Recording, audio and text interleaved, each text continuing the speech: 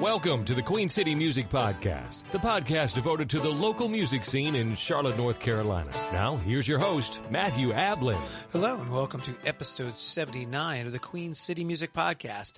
This episode of the QCMP is sponsored by Midwood Guitar Studio, Charlotte, North Carolina's own boutique guitar shop located in Plaza Midwood.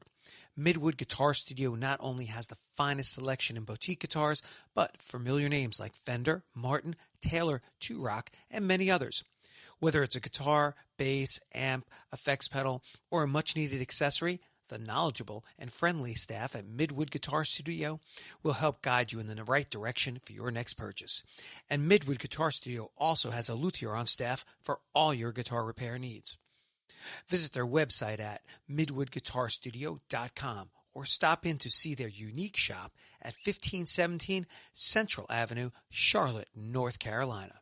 By the way, if you have a business and would like to become a sponsor of the podcast like our friends at Midwood Guitar Studio, drop me a line at qcmusicpodcast@gmail.com and I'll discuss all the information with you. Also, if you enjoy the podcast and want to find out more about me, stop by MatthewAblin.com. There, you'll find links to my events calendar, performance groups, the latest podcast episodes, and a host of other information. This month, on episode 79 of the QCMP, I'm speaking with DJ Citron, who has been an influential force on the electronic music scene for over 2 decades. His innovative fusion of genres has captivated audiences at iconic music festivals from Burning Man to Charlotte's own Bright Fire Music and Arts Festival. DJ Citron, welcome to the Queen City Music Podcast. Hey, how you doing? I'm doing well, man. Thank you for coming out today. I appreciate it. Yeah, thanks for having me out. All right, so Citron, we start the podcast the same way for everybody. Are you originally from the Charlotte area? I'm actually originally from Jerusalem, Israel. Seriously? When did you move to the States? I moved here when I was 6. Okay. And what brought you? Parents? Yeah, I mean, my father had some health issues. My mother was from the States. Okay. There was, we were living in the old city of Jerusalem, and Intifada had started to kick in. Okay. There was a lot of stabbings, and Wow. my mother, when she was pregnant with me, got knocked off of her bike by a gentleman that threw a stone at her, and she got a concussion, and she just didn't feel safe. So we decided to move to the States, or I guess my parents decided to move us to the States. Okay. And then we originally moved to Tucson, Arizona, where her family lived. From there, Washington, D.C. My mother, because my dad had some health issues, some heart issues, and she, having a culinary background, was really into cooking with poultry. Mm-hmm. When she moved to the States, she realized that there wasn't the turkey at the time wasn't a more than once a year meat, and you really couldn't buy more than full breasts or like full turkeys at the time. So she started petitioning to the National Turkey Federation to make turkey a more than once a year meat, and got hired to be their head of consumer affairs, where we moved to Washington, D.C. Interesting. And she worked with all the major turkey manufacturers or turkey farms to develop all of today's modern-day turkey products. That's fantastic. Wow, that's interesting.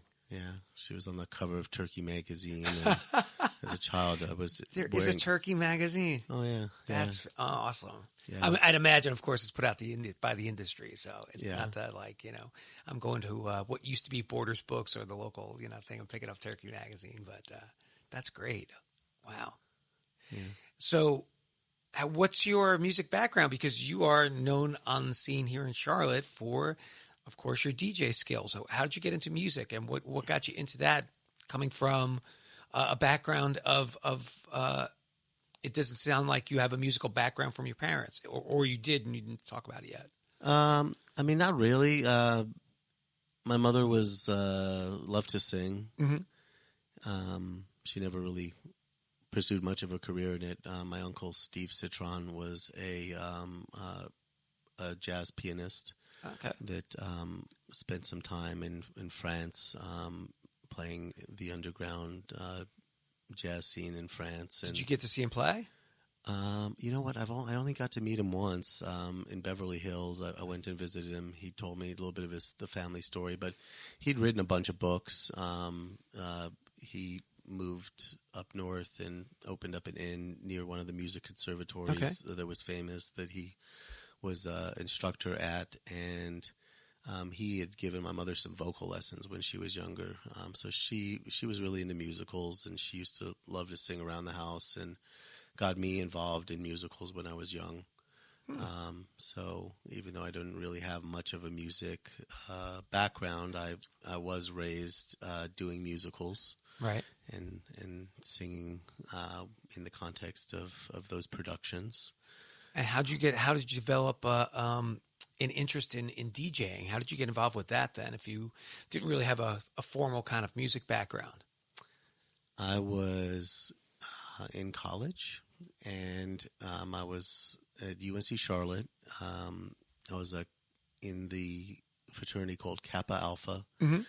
It was Kappa Alpha Order, and we had a fraternity house. And one semester, I ended up having a little brother in the fraternity that was into DJing.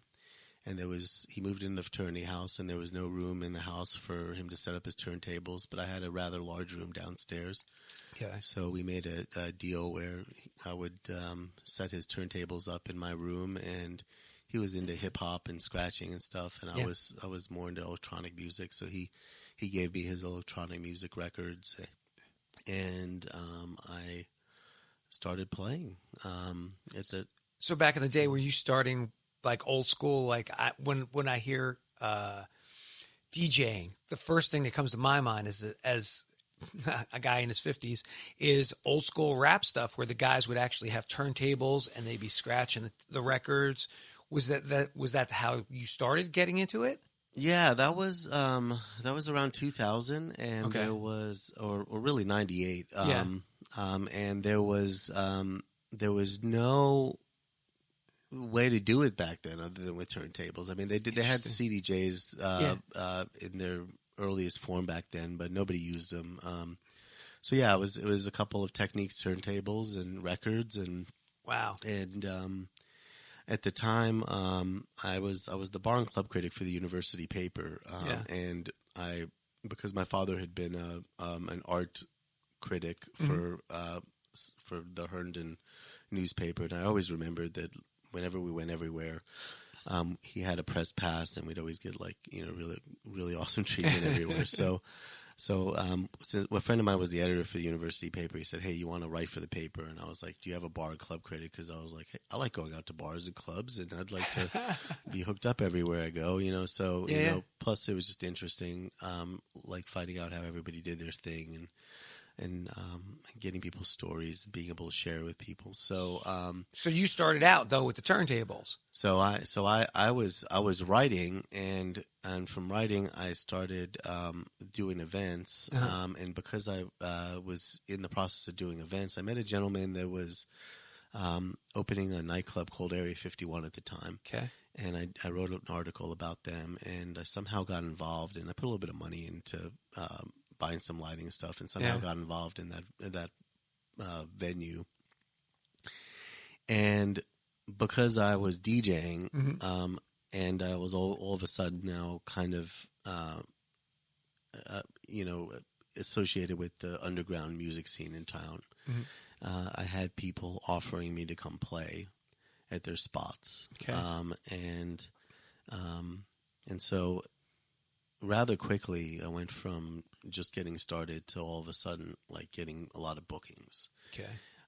Much quicker than somebody normally would if they didn't have some interest in something. So when you're starting back in the day and it's starting out early, what are you bringing with you? Do you have like a whole couple of cases of records that you have to bring with you to put on the turntables? Do you have to bring your own sound system? Are you that DJ who brings their own lights, or does the club have their own stuff? How did that work back when? Yeah, in most cases, they would have their own sound. It was very rare, at least in the types of gigs that I was getting, that there wouldn't be sound and turntables. So primarily I just had to bring my records, which in many cases was like up to 6 crates, that we'd have to have dollies to bring in. I mean, it was a big pain in the butt, dragging them all around. And then you had to bring your own styluses, or referred to as needles. Because those not only would get stolen, but they would also get damaged. So it's not something that they would like to provide to people. Yeah. You had to provide your own headphones and generally your own slip mats. Wow. And so it was, I mean, it was a lot of work to bring all this stuff to, but we didn't have to bring sound and the gear. Right. In some cases, if it was like a smaller like party or something, then they might want you to bring sound or your own gear, but at least at that point, the types of gigs I was playing, everything was there already. So I'm totally new to this whole DJing thing. I mean, I know a little bit about it, but not much. So forgive me if I ask a lot of like silly questions that you may be like, really, you're going to ask me that? I am. So you're DJing. Do you, like musicians, we practice at home, we're practicing our songs, getting ready. Are you working out different beats that you're playing, or different, I don't even know what you would call it.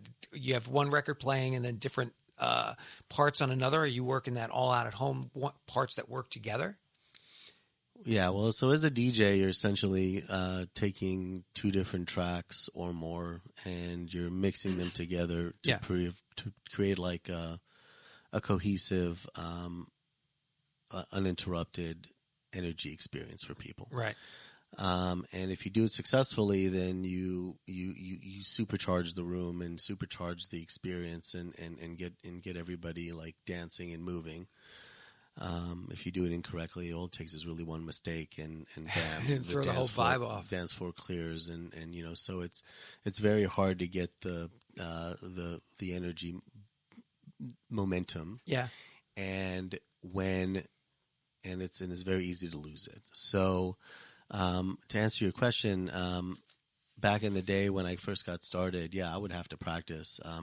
Very first gig I ever had, it was at this late night spot, and my friend put me on before really the night got going, so there wasn't anybody there, but he wanted to give me the experience, and I went up there, and I just started, maybe it was like 3 or 4 weeks into having access to turntables, and I did what I called train wrecked every mix, which is basically just like shoes, like the songs aren't aligned and shoes in the dryer, and like it's this horrible thing that you don't want to do. Made me really realize how important it was to practice. Yeah. And that I really needed to, put in the time. So I spent, months, just practicing mixes, practicing specific songs that would go well together. Right. Did you make notes when you would play a gig? Would you take notes on which songs went over well, or which mixes you did went over well and which didn't? So that you could, you have a stockpile of stuff that I know this is in my wheelhouse that people are going to dig. Yeah, I definitely would pay attention to which songs were more, we would get a better response on the dance floor, and which mixes worked well together and stuff. It's kind of happening so quickly when you're actually in the mix. You don't have a lot of time to make notations and things. I mean, it's really a full-time thing with regards to concentration. Now, the difference between back then and now is now I've been doing it for so long that now I don't have to practice my mixes. Yeah. I don't have to I don't have to even know the music. It's just so second nature to me, and my ear training is such that I can get songs perfectly aligned. Yeah. And even now, with modern day technology, I mean, I'm even doing key analysis and also the technology is such that it's you almost don't even really need headphones anymore. I mean, obviously I always think it's better to have them because you could have surprises that, if you don't take that precaution, but but now with technology, it's become so easy for people to DJ that because there's like beat sync and like it'll automatically beat match for you, and key match and do everything for you. Where back in the day, you actually had to like really practice and you had to develop the ear training, and a lot of today's DJs can't. Without this modern day technology that automatically does it for them, they can't actually mix two songs together. Huh. All right. So since you brought it up, let's dip into it a little bit. So when you start out with records and turntables doing all this. What's the first kind of switch in that technology wise where you're not using just the turntables anymore? Because I've seen, again, I don't know that much about DJing, but some of the guys that I have seen do it, they would start to mix on computers and they'd have different programs that they work. So what's the evolution of that from turntables? What's the evolution of DJing? So back in the day when everybody was just mixing on turntables, right. You didn't have any information. It didn't tell you how many beats per minute it was at. Yeah. I mean, there was like dots on the side of the turntable that based on the speed of the dots if you could get them to look exactly alike, then you could kind of see that they were getting to the same BPM or something. Interesting. But you had to by ear be able to like quickly zero in on what BPM a certain song was at, and then perfectly time align it, and then bring it in and get all your beats to match up. And do you have to mark that out yourself in advance, like where the beats are? Well, I mean, you can kind of hear it. There's a certain mathematics, 1632. Yeah. That it's like you just counting out like 1, 1,000, 2, 1,000, 3, 1,000, 4, 1,000. Gotcha. Then you just do that. So it's like if you hear the beats, because most electronic music is designed in the same time signature. Yeah. So basically, which is like 30, 32, 64. Yeah. And 16. But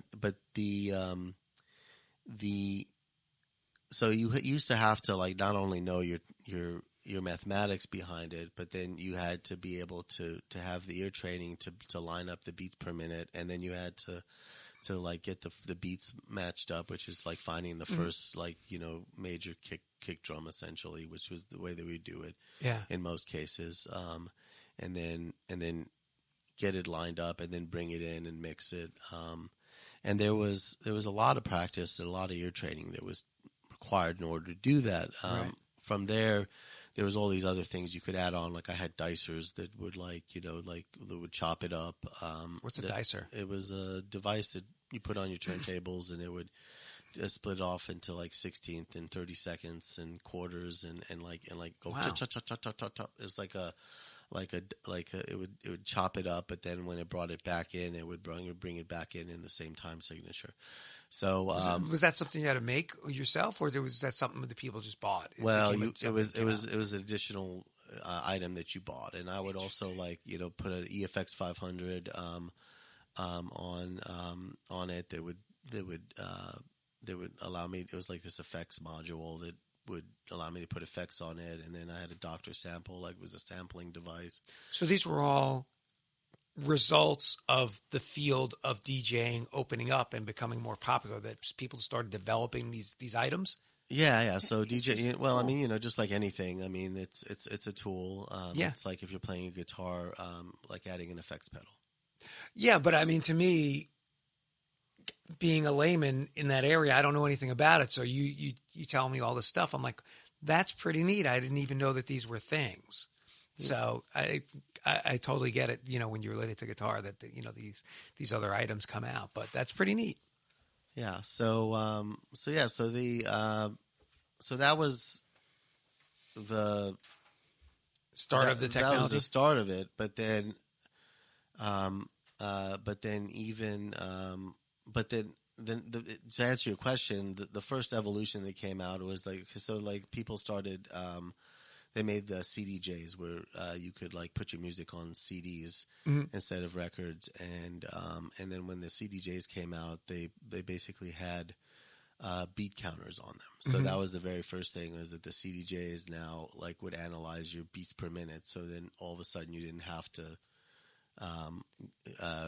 spend a bunch of time trying to figure out getting your beats per minute lined up, and it would like give you down to the 100th, so that you could like very specifically line up the beats per minute. So then at that point, it became easy to get 2 songs lined up, and then you just had to like basically find the first beat and then start them and just do slight adjustments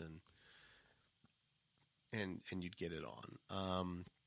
And then from there, there was like key analysis software, which would like mixed in key, that would do key analysis. Right. And this song works well. This is in the key of E. This is in the key of E. They'll blend. And they let you. They created this like numeric system where it was like it's like it was like a circle, like circle of fifths, but like it gave you a circle with like 1 to 12. Or A and B, depending if it was a major or minor. Yeah. And then you knew based on the circle, like an 11 could mix into a 12, or can mix into a 10, and then you could also kind of go across the wheel. Yeah. To like a 5. And there was this kind of shorthand essentially for being able to like key mix, which in the area that I started, which was like progressive house and trance, which is a very like progressive sort of like astral, melodic form of house music. Yeah. Or trance that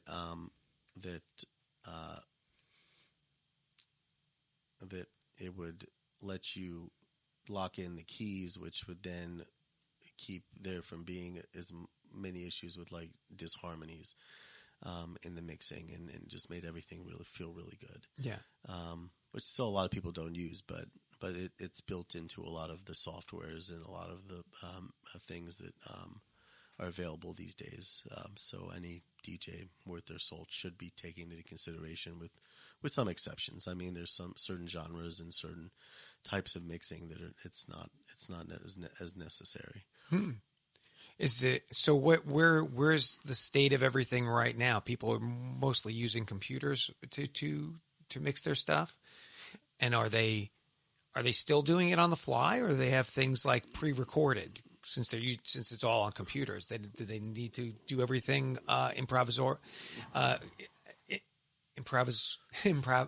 doing an improvisation on the mixes, or is it all pre-done? Yeah, so it's really all over the place these days. Like I personally, when I'm mixing, pretty much do everything on the fly. Yeah. So I'll curate a body of music that I think is appropriate for the gig. Okay. And depending on the type of set, I might put some thought into the order of what's supposed to happen. But in most cases, I just throw everything in a folder, and then I let the key progression and the BPM journey that I'm, like the way that I'm trying to mix it with regards to the BPMs, take me on the path that I'm going to be on. In the case of what I do, like I'll have like multiple, like I'll have songs playing, and I do what is something called juggling, where I'll be coming in and like doing remixing in real time, like doing complete cuts and having songs talk to each other, and I'll have 2 songs going almost the entire time while I'm playing, really interacting and doing like like beat jumps and like but these days it's become infinitely there's an infinite amount of ways that you can do the mix. Right. The industry standard is CDJs, the CDs that were considered taboo back in the day. You used to always make fun of people that played on CDs, but it's now become the industry standard, and What do you mean played on CDs? Can you clarify that? People that had their music on CDs versus records. So back in the day, there was this like extreme snobbery that was happening with regards to people that played on records that, that looked down on people playing on CDs. And then the CDs eventually became the standard. And now it's like, the same equipment that they use for CDs, but with MP3s, or with WAV files, preferably, higher quality files is always the way to go. And people just have memory sticks and plug in their memory sticks, and then now these have these like digital decks that control these MP3s. But there's a lot of ways to do it. I mean, some people play on software called Serato or Tractor, or within Rekordbox, which is the analysis software for the CDJs. But you can also play through it as a music platform. Essentially, is like a program for playing the music. And then there's other people that are doing their sets straight out of Ableton. The interesting thing about it is it used to be back in the day when DJing was very difficult. Yeah. That it really took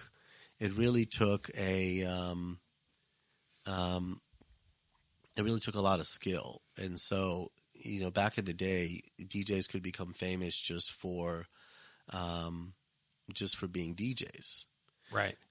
And for their skill as being DJs. These days, you almost have to be a producer in order to get big, because DJing has become so easy, and so accessible through all the software and all the things that are set up to make it so that it's easy, that the only way people can really get recognized is if they are producing music. Is that do old school DJs kind of look down on newer school DJs because it's so easy? Like they haven't had to almost walk a path, to get there? Oh, definitely. I mean, it's almost a joke. Even down to like the newer generation of DJs pride themselves in like not having to play with headphones. Yeah.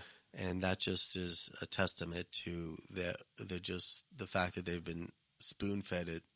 So it's just been spoon fed to them, and they don't really understand that they're actually supposed to be doing something. It's like if you have headphones, you have the ability to see a potential problem before it happens. Right. If you're playing without headphones, you're just literally, if something happens, you're just in the wind. Yeah. And you better know your music pretty well, or if you don't know your music, then that's just even more irresponsible. Whereas with headphones, you don't have to know your music, but you can kind of hear it happening and such. I guess hear what's about to happen at least. So it's just like playing an instrument. There's basic level of players. Like if I'm just equated to playing guitar, basic level of players who play a couple of chords. And maybe there's DJs who just do very simplistic stuff. And then you've got players who can tear up a fretboard. And those might be the DJs who've been around for a long time, and they can really just work with a turntable and do all this amazing stuff. They don't really need the technology as much as somebody who's a younger person who hasn't schooled themselves on that style.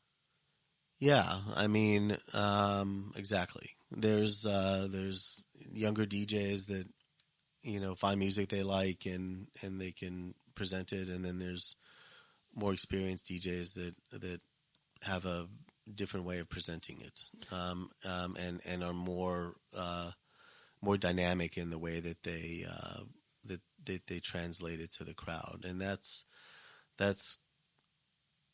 I would argue that DJing is an instrument. I mean, using turntables, using the way that you present the music, the way that you understand how to do your EQs, how to do your filters, how to use your loops, how to use all the different tools, and there's a lot of tools. I mean, there's a lot of different gear that has a lot of tools. There's different methods for using the CDJs and just a lot of different ways to do it. and the way that you choose to do it, and your comfort in it, and your ability to use different techniques during the performance of those pieces. The combination of those pieces is fundamental to the way that it's perceived and the way that and the energy that's transmitted or brought across to the dance floor. I'm going to be a little pain in the butt. Can you move that mic a little closer to you so that I can pick up a little bit better sound? That mic's not as loud as this one is. Yeah, there you go. Have you talk a little bit more in the mic? Sorry. Can see my the waves are a little bit weird. I'll cut this all out and edit it. But anyway, so talking about performances, how long does an average DJ gig last for you guys if you're doing? I mean, I'd imagine it depends on the venue that you're playing, but how long is that an average gig that you play? It depends. The average or the most common gig time is about an hour. Yeah. I believe that I personally think that an hour and a half is probably the preferred minimum. It's very hard to translate what you're trying to say within the context of a set in an hour. In an hour, you're basically just very quickly translating a little bit of your music that you're trying to communicate to the crowd, but it's very hard to kind of really curate a experience for people in an hour. So you talk about the performance and playing. What's involved in the performance for the DJ? Is there an entertainment portion of it for you? Meaning, I'm playing guitar I'm up on stage in a band. I've got to move around.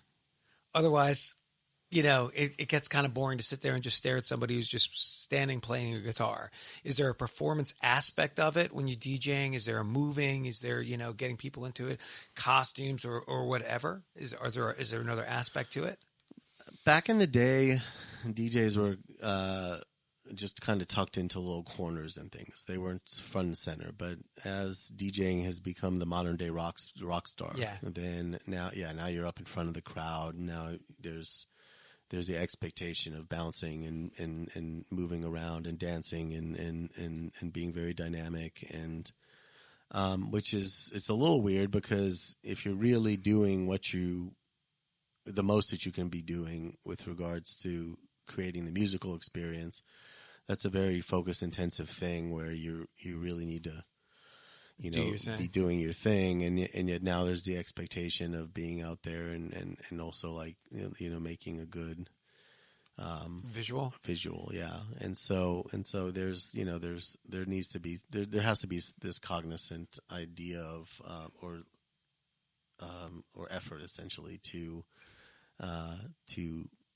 provide that performance. I have a friend of mine from California that when he goes up there, he has Moroccos and and he shared with me that sometimes that he likes to basically let songs have their space just so that he can go up there and act like a fool and have a little bit of better energy exchange. And so for me, it really comes down to when I'm kind of in a very dynamic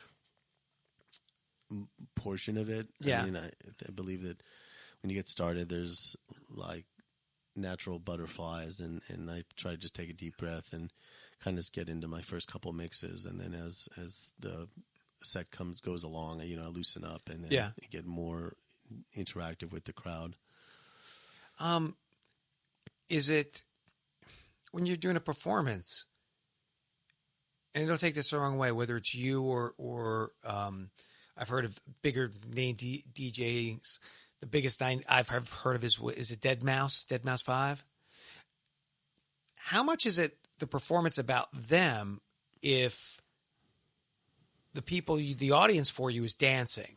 Like, are they supposed to be staring at you, dancing, or are they're really there for the music that you are putting on?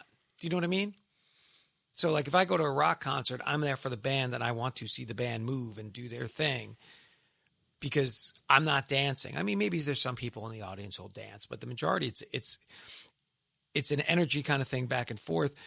And it is with DJing and dancers, but I'd imagine the dancers shouldn't be staring at you the whole time. They should be dancing because that's what you're there for. That's what you want them to do, right? Ideally. I mean, but unfortunately, it's become this thing where, like, you know, it's almost like watching a rock band. Yeah. And especially with some of the types of music, you know, it's like, you know, I mean, like dubstep. I mean, you can just, people like headbang. Huh. So it's like genre specific. It's somewhat of a 50-50. I mean, yeah, your job as a DJ is to get everybody dancing, but depending on the type of music you're playing, a lot of times it's more of an interaction where, you know, people are like, you know, sitting focused on the DJ playing, and that's why, like, these days, you know, they'll put video walls up behind the DJ, and they'll have all these like visual elements so they got that something to watch. People have something to watch. Yeah. Oh, good. And okay, you can keep going. We're still recording. Okay, cool.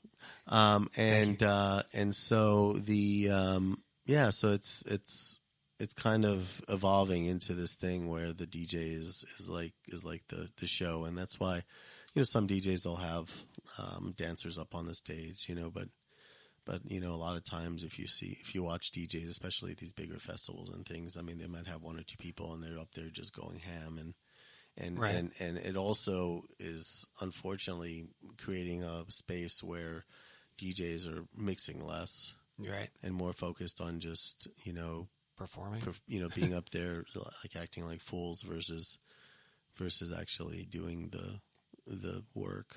Is there it almost sounds like the modern music industry in general, where people are just musicians who have been around a while bemoan what's actually currently happening. They're like, man, this is just not the way it was.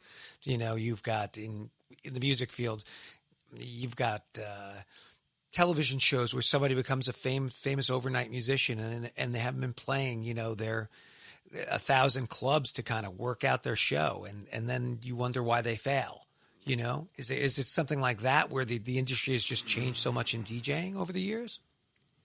Yeah, I mean, it's evolved. It's evolved into this different thing. I think it's inevitable, though. Yeah. Again, it's moved more towards the producer. So the producer is now, you know, working out a lot of their music beforehand. It's not really focused on the DJing aspect as much anymore.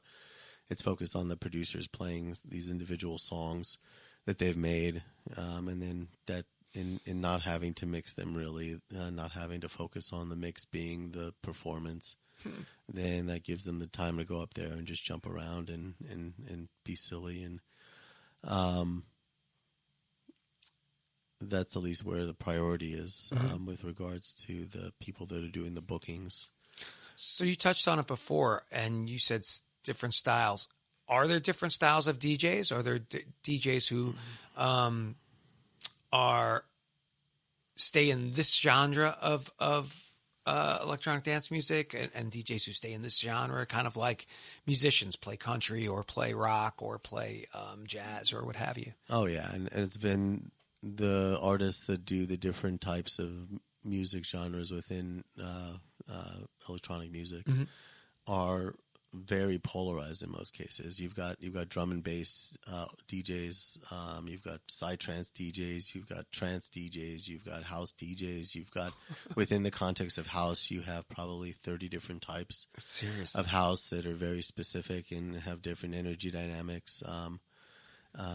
You've got breakbeat DJs. Within breakbeats, you've got a bunch of different breakdowns. You've got hardcore DJs and happy hardcore DJs and hardstyle and electro and trance, and you've got people that consider themselves EDM DJs, which are just the more blow up, like, you know, more mainstream stuff like Deadmau5 does, for instance. You've got techno DJs. Wow. So I had no idea. Yeah, like I figured, but I mean, and in every area, there's artists that are top of their game and are very known and followed and making big money. I mean, some of these artists, are like $100,000 to like $500,000 an appearance to get them to come out and stand on stage for an hour. Good gosh. So when you're creating your music, yours or maybe you're a DJ just starting out, are you using other people's music and then blending it together? Or at this stage of the game with computers and things like that, are people starting to create their own stuff? Or is there stock stuff in software that DJ's using? Well, I mean, that's the differentiation between a DJ and a producer. Okay. A DJ is taking other people's music and mixing it together in real time in order to translate an audio experience. Okay. A producer is sitting in the studio and either making their own original content or in many cases these days doing mashups where they're what's otherwise referred to as like VIPs, where they're taking other like mainstream music or music that's accessible or samples from things and then putting them together and doing remixes. Called bootlegs, essentially, that are not,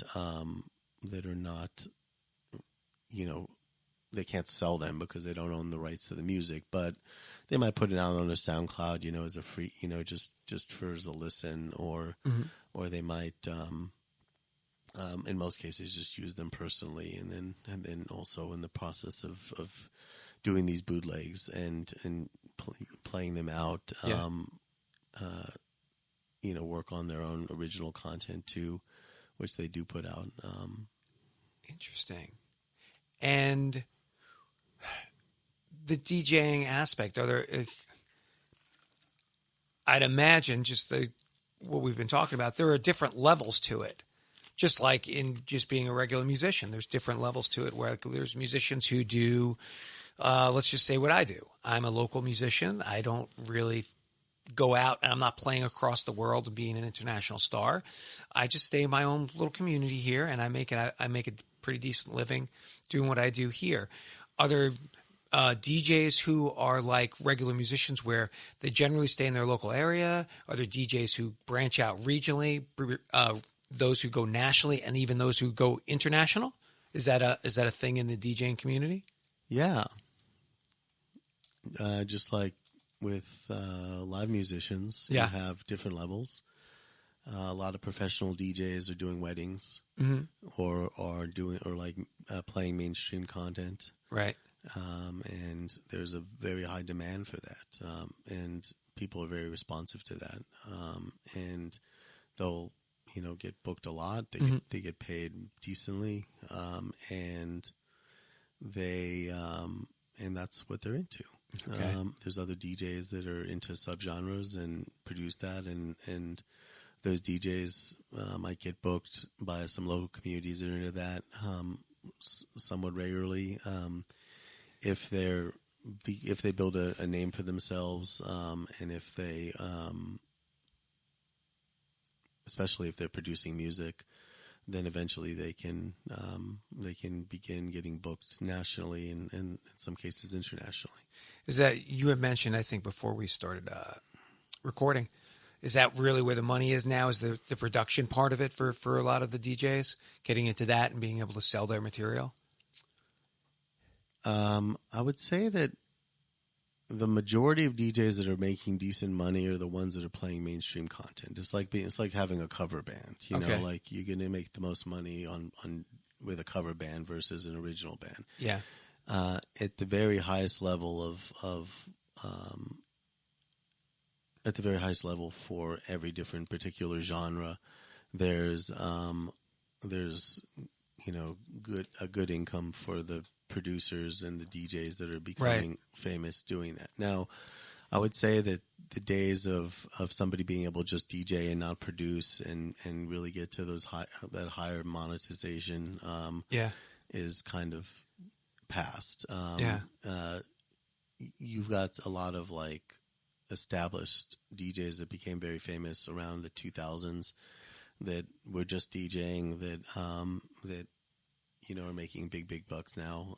But as far as somebody that is just getting into DJing and such, I mean, pretty much the only pathway to actually making any money, if you're not going to be a mainstream DJ, is to be producing.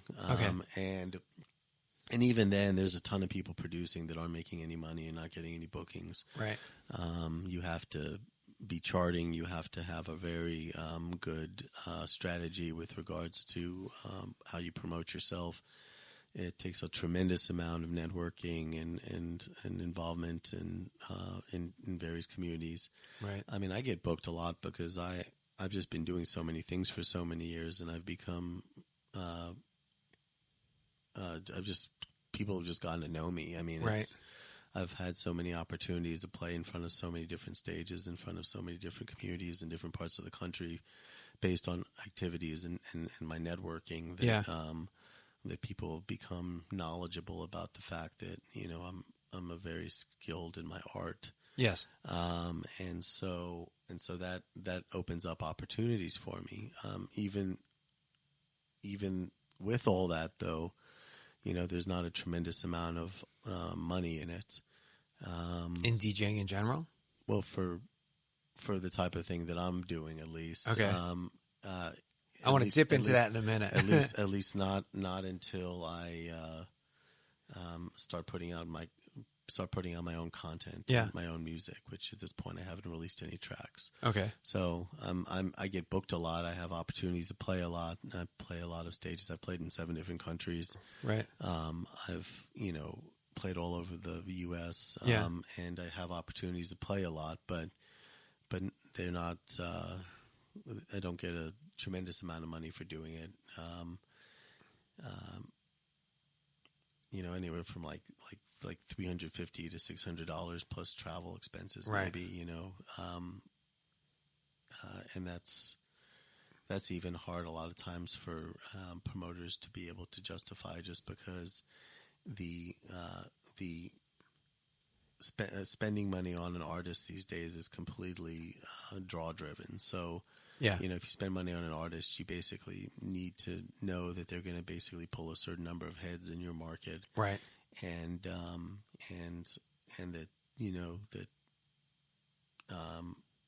and that comes with building a following in there. Yeah. Luckily, in the areas that I've been playing, I have a following, so I can justify that kind of expense. But it's hard to break into new areas, and then there's always the question: okay, well, if I'm going to break into a new area, then am I going to just go play for free or at a loss? In order to basically build my reputation in a market. Let's go into that a little bit, because I wanted to spend the first part of talking with you finding out about this whole DJing thing, because I'm ignorant to it, and I'm sure some of the listeners, they might not know that much about it. So I really appreciate you filling us in on what it's all about, and a little bit of the history of it. Let's dip into your history, though. So you started doing the DJing back in school and in college and getting into it. How did you start to? What was your trajectory to get to where you are right now? So you started in college. Can you pick us up from there? Yeah, so I started in college. Very quickly after getting started, I landed a residency playing at this club called Scorpios. Okay. Which had a couple thousand people every Sunday. Is that here in Charlotte? Yeah. Okay. And I had a residency there with a gentleman by the name of Breeze, who's one of the resident DJs now for Elevation Church. Okay.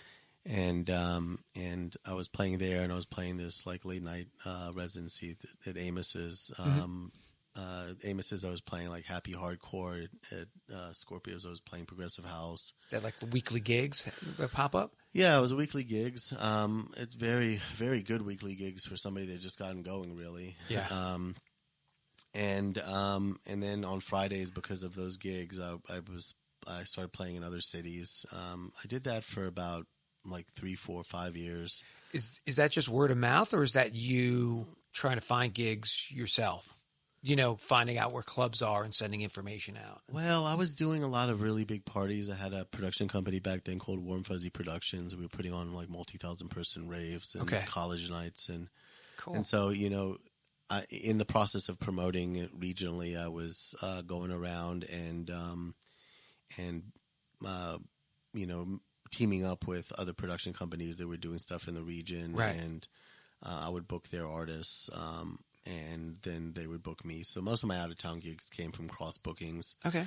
Because they were promoting my stuff, I was promoting their stuff.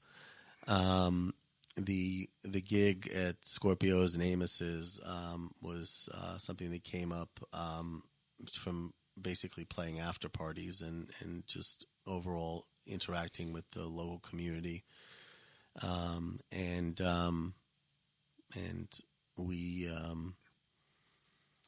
And so that was just a great experience because it really allowed me to vet out a lot of content. I got into a record pool called Starfleet that was run by a guy by the name of Ronnie here in town. And we were getting anywhere from 60 to 100 pressed vinyl a week that we would have to do weekly top 100 charts and it was a really interesting time period of just playing music and reviewing a lot of new content and throwing parties. It just became a little bit physically exhausting. When you started out, was there a lot of DJs in Charlotte? Was it a small community of folks? Because you mentioned one of the guys, Breezy. Was there a lot of people doing it, or were you guys kind of like the pioneers in the DJing field at that period of time, being young guys at the time? No, I wouldn't say that we were pioneers. I mean, some of the pioneers in Charlotte were like Andy Castanas and some of the other earlier DJs that were set up nightclubs and doing stuff in the city. Okay. There was definitely people DJing in Charlotte. I mean, like Smitty, for instance, has been doing it forever in town. Okay. But the I guess the sound that we were bringing to the table was kind of sought after. Okay. And we just really were lucky in getting those gigs. And it was just at the time even though there was other people doing it, there wasn't as many people as today because it was difficult. I mean, you had to have the money to buy the gear. You had to really put in a tremendous amount of time practicing because it wasn't easy. Right.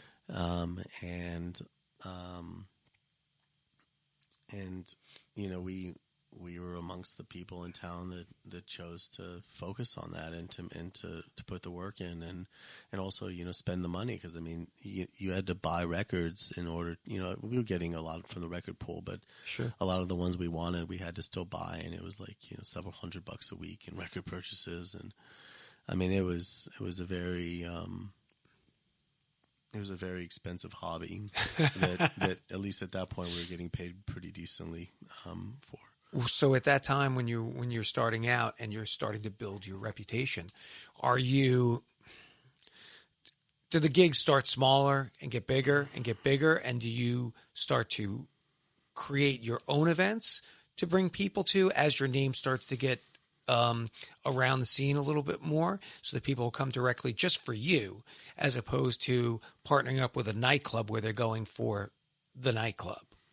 Well, I mean, we were doing our own events from the beginning. Okay. I think you have to do your own events in order to basically get the awareness of what you're doing. A lot of the way that you get booked is by cross-booking. So by booking people that are playing, that are part of other crews throwing parties, you then get the opportunity to play, and then that makes people aware of what you're doing. Right. I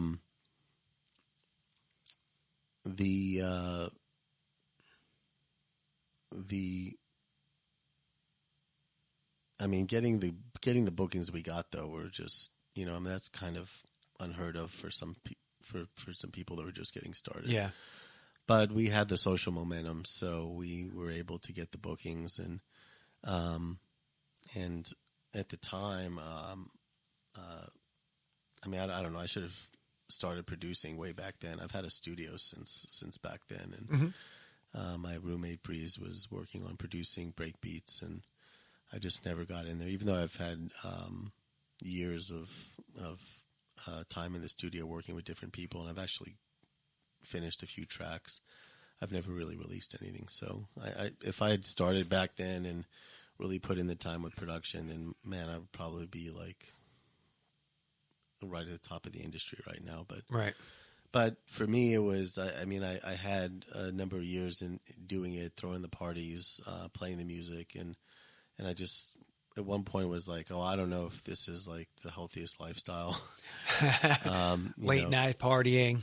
Well, yeah, I mean, it's just full time. It's like, sure. Well, you got to be at all the parties. Back then, there was no internet, so you had to, be at all the parties, put out flyers. Spending like out almost every night of the week, putting out flyers in different cities. Trying to get people to come to our events, and there's just too much. It was just too time intensive. So, I decided I was going to try to get into something a little more substantive, and I was working on putting together an event facility, an old service merchandise building, and in the process of doing that, I met some gentlemen that were starting a speaker manufacturing company, and after speaking to them, they asked me to become the president of that company, and we started Core Audio, which was a custom shop speaker manufacturer that had some innovative technology of taking some of Nikola Tesla's math on electromagnetism and massaging it for bass waves. So we were creating basically like dual helix, like Tesla coils, but basically the equivalent of like an pipe organ, but transmission line, but really small. And so we started a speaker manufacturing company, and once I kind of got that going, I stepped down from DJing for quite a number of years, to just focus on business, business, and trying to like build something in my life that would kind of set me up for the future. Right. Which then it was later on around 2010, 2011 that Andy Castanes, who had Soul Gastro Lounge at the time, reached out to me and asked me to come play, and I was like, oh, I don't play anymore, and he's like, come on, man, and I ended up doing the gig, and I was like, wow, man, this is, I remembered how much fun it was, and I started playing, and then from there it just went crazy and started got back into it and started playing a lot. At that time it was much more difficult to get in another residency, because residencies like I had back in the day are very rare. Residency being like at a certain club or like an Amos's or something like that? Yeah, like a spot that you play every week. Okay. And getting back into it, how long ago was that? It was probably like 2010. Okay. All right. So jumping back into the last 14 years, you've been around the scene for a long time. Can you give me a brief history of the scene in Charlotte? Like, has it developed? Has it started small, gotten bigger, gotten smaller again? What's the scene like? Well, I mean, during the 90s, the scene in Charlotte was very big. There's, some of the earlier clubs in town, like the Park Elevator. It was a little bit before my time.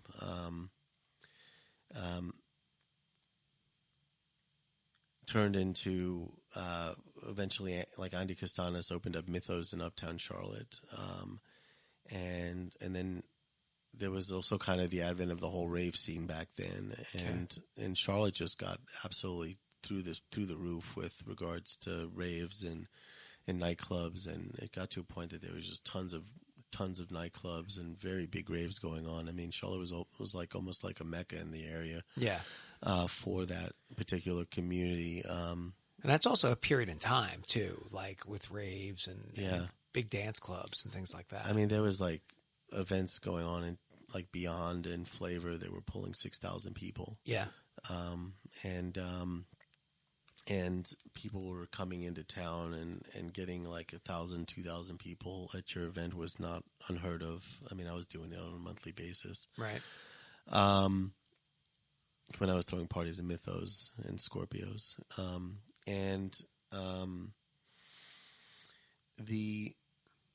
It was very big in town until like around 2004, 2005, when all the anti-rave laws kicked in. Oh, Most people don't know that Biden was actually the one responsible for enforcing and really perpetuating all the anti-rave laws that shut down the electronic music scene nationally. Wait, can you backtrack? And I don't know much about that. I don't have anything. What was going on? Why were there anti-rave laws? They were just trying to crack down on the underground music scene. There was a lot of raves happening in warehouses, and because they were happening illegally, like people would just get to a spot and then boom, pop-up party. Yeah. Okay. Yeah, they were happening illegally. They were just cracking down nationally on it, saying that basically it was a gateway to all sorts of illegal activities and such. and so he was very big on the crackdown. It led to Joe Biden, you mean the current president? Our current president, which is funny because as soon as he became president, he went completely in the opposite direction, and now it's back to what it's getting back to where it was in the 90s. So now there's all these like underground warehouse parties going on every Friday and Saturday night, in all these buildings. It used to be that after the anti-rave laws kicked in order to be able to do anything late night, you had to have late night permits. Now it's just going on all over the place. And are the laws? Do you know if the laws are still in effect, or they just don't enforce them? Oh yeah, the laws are still in effect, but they just don't care. They're not enforcing it. It's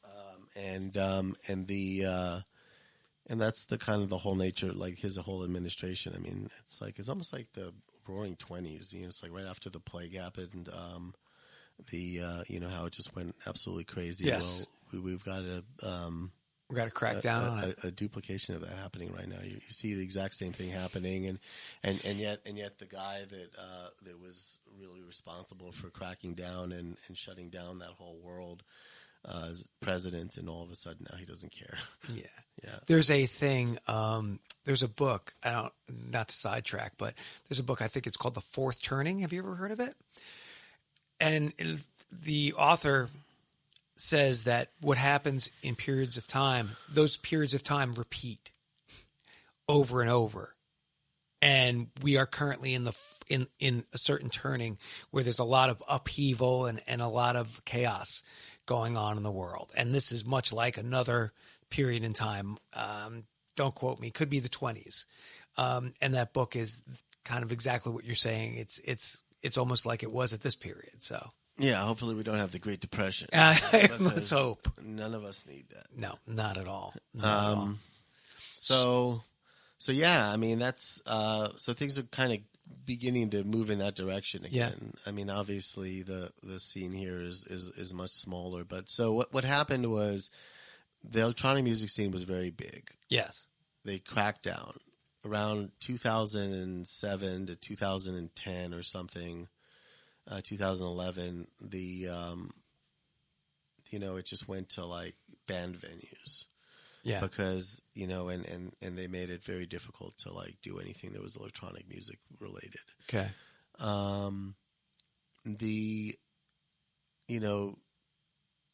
It eventually started coming back. Electronic music became more mainstream, started breaking into the mainstream, and, it got recoined from back in the day. Everybody referred to it as techno, even though techno is a very specific genre. Yeah. But it got recoined as EDM, electronic dance music, and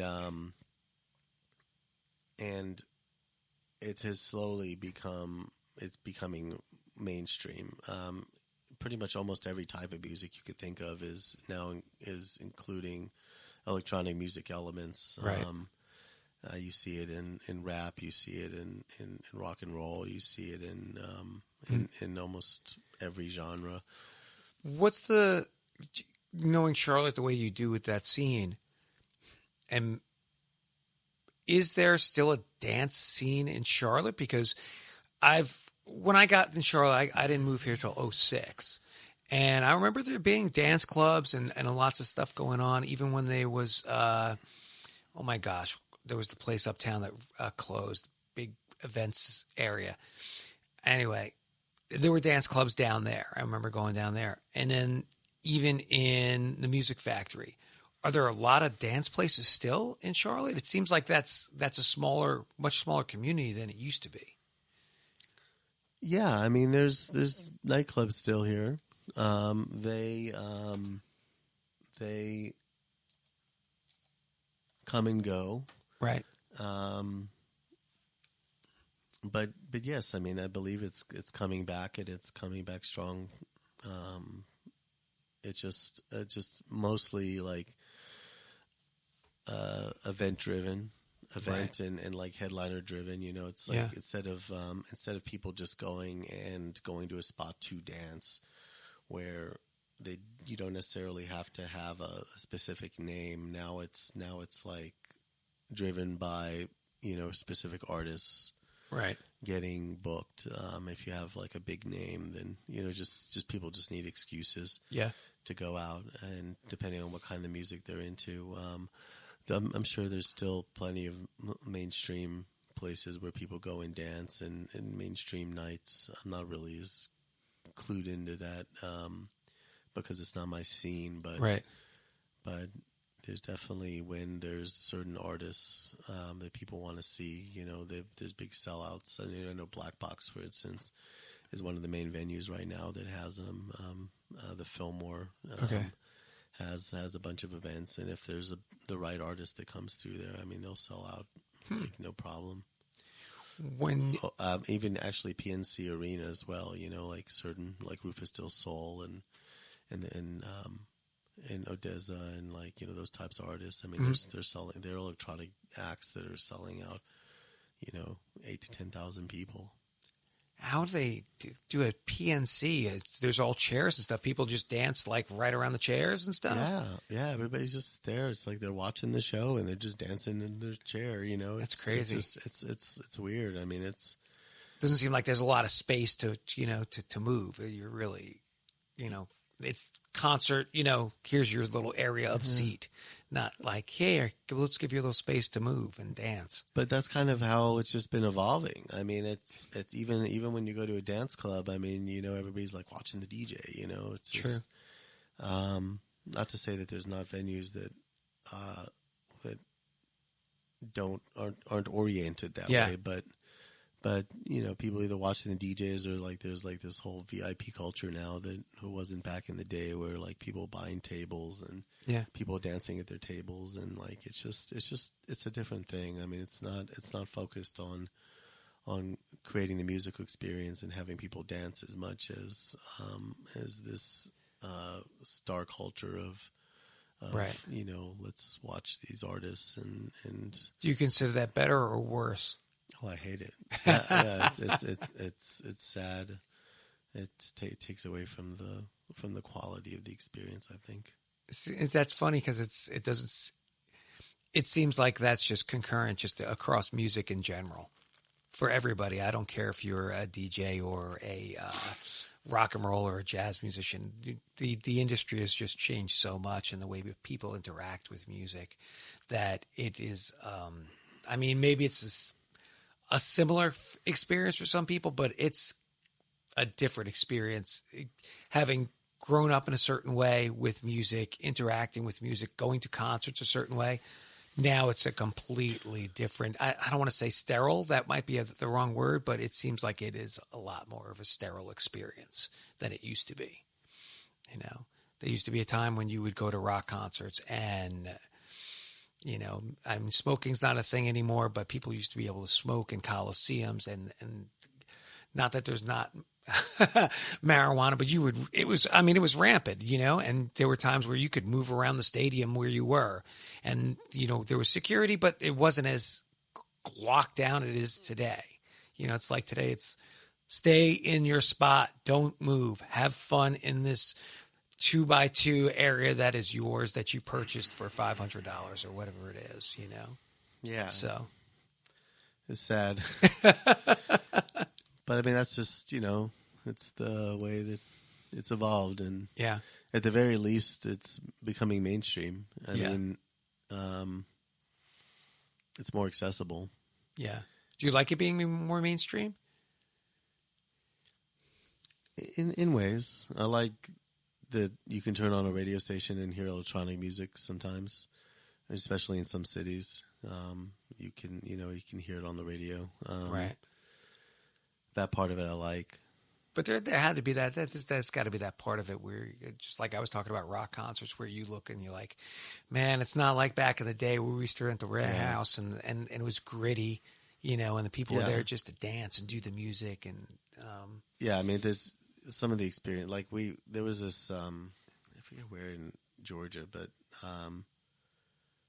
there was a mall that they had rented out, and it was like an abandoned mall, and they had like 8 stages in the mall, and you were just like going through the whole mall, and it was like all the walls were down, it was just this like really, really cool like abandoned mall like rave experience. I don't know. I mean, there's a lot of really cool experiences from back in the day that I wouldn't say like are not gonna ever be duplicated again, but were definitely more commonplace, and there was more support back then. yeah, I mean, it's difficult because, I mean, essentially, people that are trying to do things there's like this very fine balance, between being able to pull something off these days and keep your head above water. yeah. Well, speaking of which, you have performed at all sorts of venues, everywhere from like Burning Man to here in Charlotte, Brightfire. What are some of the standout venues that you've played? And you talked about them all down in Georgia, but what are some of the standout places that you've played that you really like? Wow, that was something. That was a career high. So back when I first really got started, there was I had played in Savannah on St. Patrick's Day. Yeah, at this venue called the Zoo, and they had an official after party across the river because the city shut down at midnight, and I was I believe the third artist that got on there and played. So I got to play for like 6,000 people. That was a really cool experience, especially just getting started. Burning Man's always amazing. I mean, at Burning Man, I've played like almost 50 some hours the last time I was there, different camps. Wow. Bunch of different sound systems and different camps from different parts of the country. I played at this after party in Costa Rica, Post Envision after party in this mansion, and from that I ended up getting booked to headline this like bush party in Whistler, Canada, which was kind of in the woods, and there was like this abandoned, it kind of looked like Avatar the movie, the big like equipment that was used to chop down the trees. Yeah. Well, imagine if like the trees won, and there's this like just really giant thing that's like the wheels have rotted off. So it's like and it's in the woods, and it's got this giant crane, and they put a DJ booth up on it, and they took the crane and they took a tarp and they basically covered the entire area underneath, and it's like several hundred people, and that was a really great experience. Do you walk into some of these places when you're doing it and you'd be like, seriously? Like, wow, this is incredible. Or like, seriously, I'm playing here? Yeah, I mean, I think you probably get both.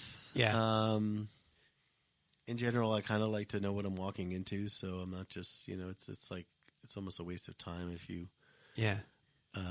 accept a gig that's that doesn't have proper sound and proper production. Right. But it happens occasionally. So I mean, I don't know. I mean, in general, whether I'm playing for like a handful of people or on a small stage, or whether I'm playing on a big stage for a lot of people, right, I try to put the same energy into it. because you never know.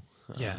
And just in general, it's bad form to not put your most into it. Even though I think when you're playing for a bigger crowd and the energy exchange tends to be so dynamic that you probably get a little bit of better performance out of it. Yeah.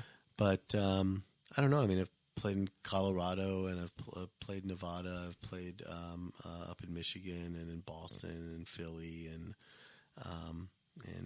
outside Chicago and down in Florida. And I play pretty regularly in like Knoxville and Nashville and Asheville all the time. All over. Wilmington. Charlotte, Raleigh, Atlanta. So at this stage of your career, since you're a known quantity, are people reaching out to you mostly for bookings, for gigs, or are you still reaching out to other people, or is it a little bit of both, to find out what kind of bills you can get off on? Well, I would say a little bit of both, but like for the most part, people reach out to me these days. Yeah. Also, lately, I put together a pretty massive, super high-end sound system, which is the combination of turbo sound floodlights with HSD bass, which is, without really knowing about it, it's like super, super high quality, and some of the most advanced bass technology for dance music. It's really like a cream of the crop sound system. So you say you put that together. Do you got to travel with all this gear now? Or are you, if you got a gig in California, are you just packing up a couple of suitcases of stuff? Well, I mean, if I get booked out in California or something like that, then in most cases I'll just, fly out with a memory stick and some headphones. But, okay. But my goal has been in putting the sound system together to be able to rent it out. I was kind of getting to a point that I was getting like multiple bookings in a week, and I was basically traveling a lot. But again, as I mentioned, it was hard to like demand a tremendous amount of money to play because of the fact that I don't have a very large library of music that I've put out. So it's so my ability to get in front of people is limited to people that have called me during a set or people that have shared one of my mixes.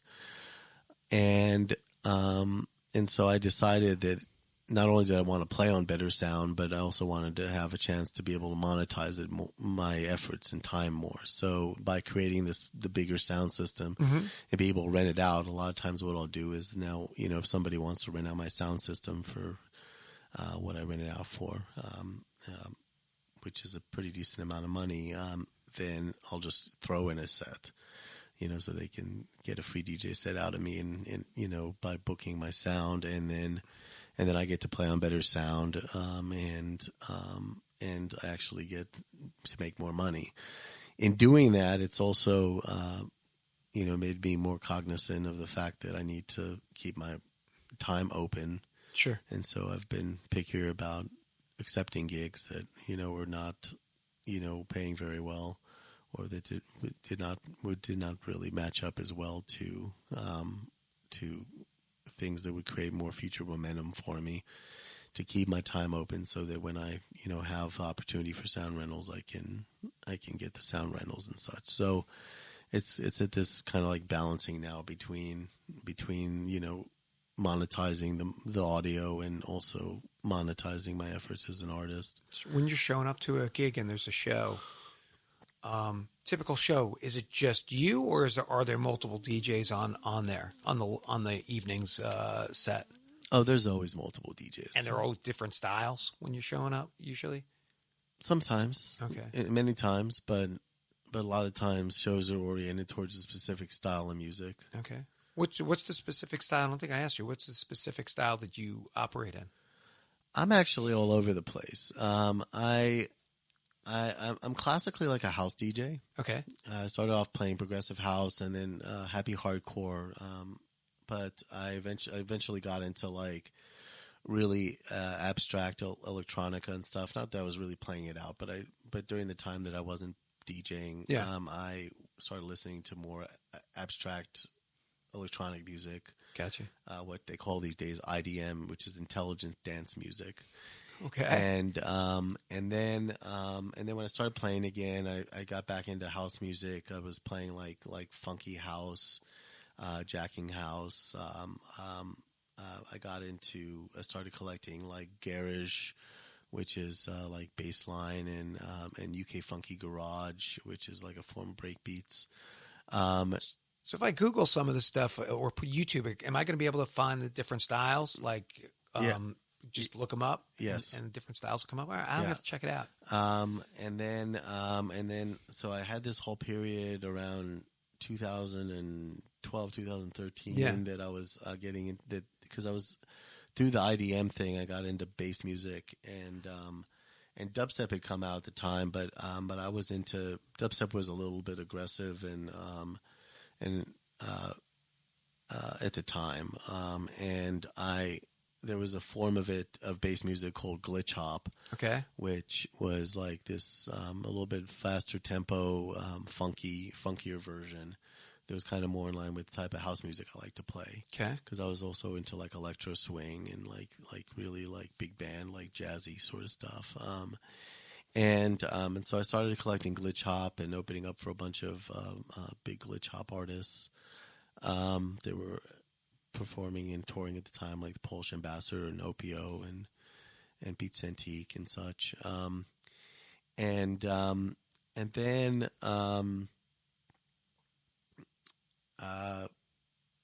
so I had this whole period where I was playing glitch hop and getting a lot of bookings doing that. And then I was also at the same time still playing house music. I was mixing. I eventually like started like having my house sets cover just all sorts of different genres. Like I would do like Latin and tribal and different like international stuff, and mix it in there with like jacking house and funky house and tech house and a little bit of techno and just like Afro house type stuff, and my sets would just be this mishmash of like all these different genres, a little bit of break beats in there, and then eventually glitch hop kind of went away. You couldn't find it anywhere. I mean, it's still around, but people aren't. There really wasn't sales sites aggregating like a specific category called glitch hop, so it was harder to find. And I then had this period where I was focusing more on house music, mixed with like UK funky garage, which was like a bass music form of breakbeats that was also at more of like a house BPM range. Okay. And then there was a whole period where I got a few bookings opening up for Mark Farina, which was one of the people that was spearheading the areas of acid jazz and trip hop. And so I got built out a pretty nice collection of acid jazz and trip hop that, opening to do those gigs, which led to a lot of interesting daytime sorts of sets that I was doing at festivals or like lake parties or beachside parties. Are you doing any collaborations with people when you go performances? In some cases, I would do like a back-to-back or like tag teaming with other artists. Okay. There's not in a lot of cases, but there was certain artists from around the country that were that had similar taste to me that I would tag team with on occasion when we were at festivals together. Okay. Just because it was fun. There was other artists like Messenger of Secrets that, like when I go out to Colorado, sometimes I would do a set and he would like do live production.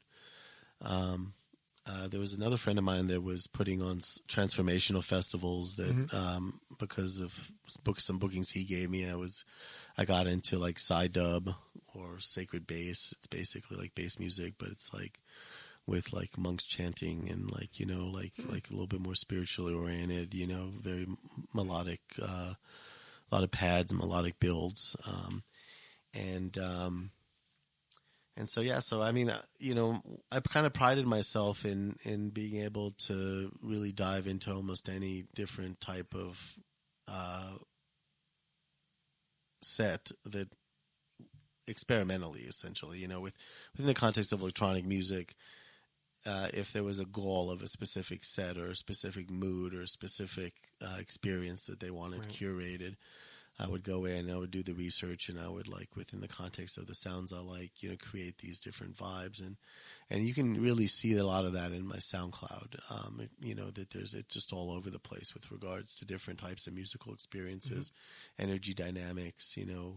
Is that just DJ Citron on SoundCloud? Yes. Okay, we'll put links in the show notes for people to check out your stuff. Yeah, I mean, it's technically, it's like Citron RBL, like SoundCloud.com, / Citron Roy Bravo Lima. But if you just type in DJ Citron on SoundCloud is without the space, I generally pop up first. Okay. Is there a style that you're kind of like into right now that you weren't before? Well, I mean, I'm still playing a lot of house music. I've gotten more into playing some techno lately because this gentleman, Bassam Chima, opened up Rebel here in town. Okay. And he's really big techno head, and so he's kind of gotten me into looking into it a little bit more than I used to. And lately I've also been, as far as dub, focusing a little bit more on international world dub and some deep dub. So, you know, whereas previously the bass music that I was playing around with was a little bit more funky and up tempo. Yeah. Now it seems like the evolution of the genre has kind of moved towards just groovier and melodic, and so I've played around a little bit with that. Still trying to keep it dynamic enough though to make it interesting. Speaking locally, just here in Charlotte, do you have any residencies currently? I do have a residency. I have a residency at Eden. They do a Thursday night house music night. Okay. And I play there second to last Thursday of each month. Where is Eden located? It's in Plaza Midwood. Okay. And you have to send me an email, so right. Maybe I'll come out one Thursday. Yeah, it's right next to Snug Harbor. Okay. Yeah, like pretty much right across. I believe for a while it was a club called the Steeple, and then they made it. There was the Peculiar Rabbit for a bit, you know. And now that venue is now called Eden. Interesting. Yeah, man, I can come out and check out your set. I have not checked out any DJ shows, so there's something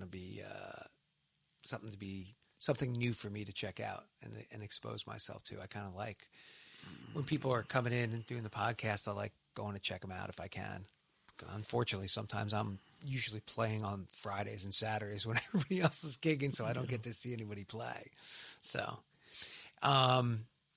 what have you been up to lately? What if we trace back a little bit, you said in 2014 you had gotten out of the speaker business, and then you had started getting back into DJing, and you've been DJing for the last 10 years or so. Any other things that you've got yourself involved with? For business-wise? Well, for about 10 years, not necessarily for business, I was hosting collaborative art events called Happenings. Okay. Which were free art events in town where we provided art supplies. And we had aerial acrobatics and fire spinning and open mic poetry and drum circles and DJs and just all sorts of. I mean, we did some happenings where we did like fashion shows and blacklight body painting sessions with photographers and like.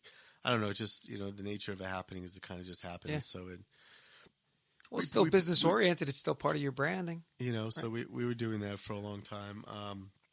Lately I've been doing mostly like sound rentals, doing like event production, you know, both doing, like I just did sound last week for a dubstep festival. Mm-hmm. Called Sound Haven near Chattanooga. It was about 8,000 people.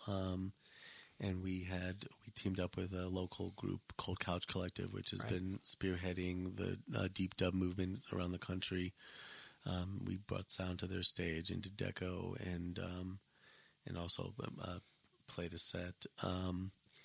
And so this coming week, there's Fantastic, which is a community that is like, brings their kids and stuff.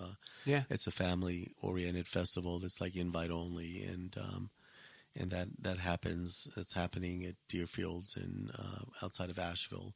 For that one, I'm bringing a smaller sound system to the lake stage, and then also playing a bunch of different sets on all the different stages there. That's great, man. It never ceases to amaze me when I talk to people involved in music, and maybe it's in other fields, I don't know, but just music happens to be my area of quote-unquote expertise, is that a lot of us all have some kind of, I don't want to say side hustle, but we have a diverse flow of income coming in, multiple streams of income.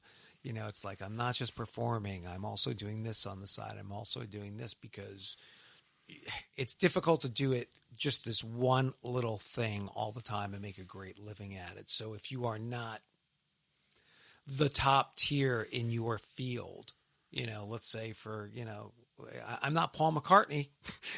I'm not making, $500,000 or whatever he makes a show, and I'm a local guy doing my thing. I've got to have these other multiple streams to help bring in the income, which is always interesting to me, that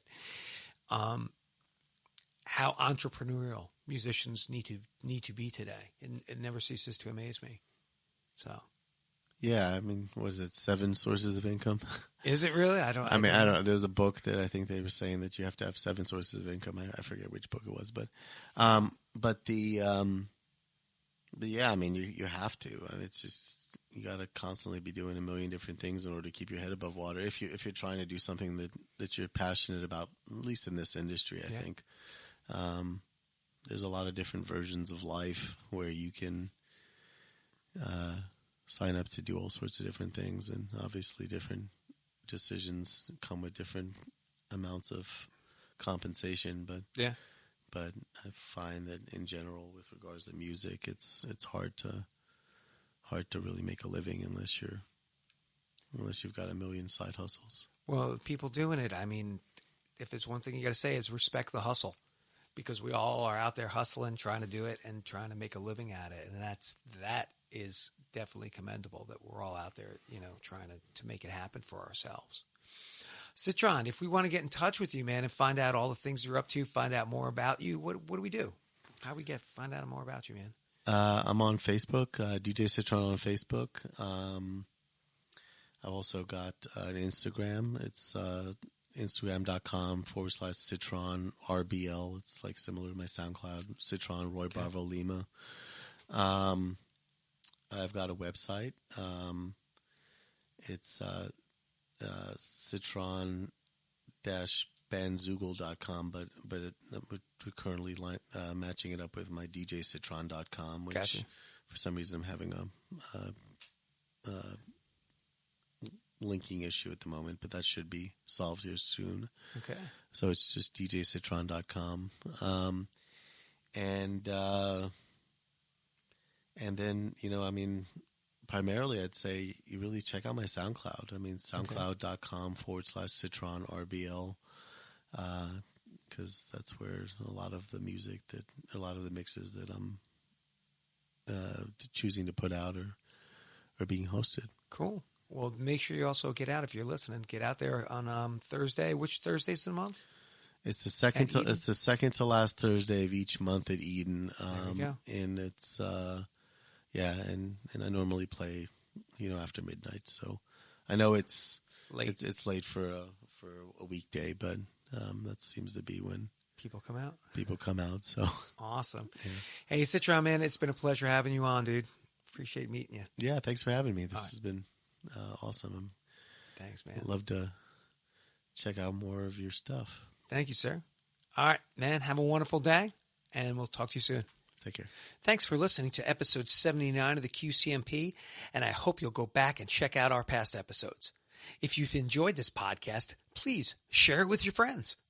As always, if you have an idea for an episode or would like to be a guest on the QCMP, reach out to me at qcmusicpodcast@gmail.com. Also, check out our local partners, Records on the Wall at rexonthewall.com, Reporting from 20XX at reportingfrom20xx.wordpress.com, Queen City Live at Instagram.com/Queen City Live Music, and Charlotte New Music at charlottenewmusic.org. Until next month, get out there and support the local Charlotte music scene by hearing some of the talented artists who call our city home.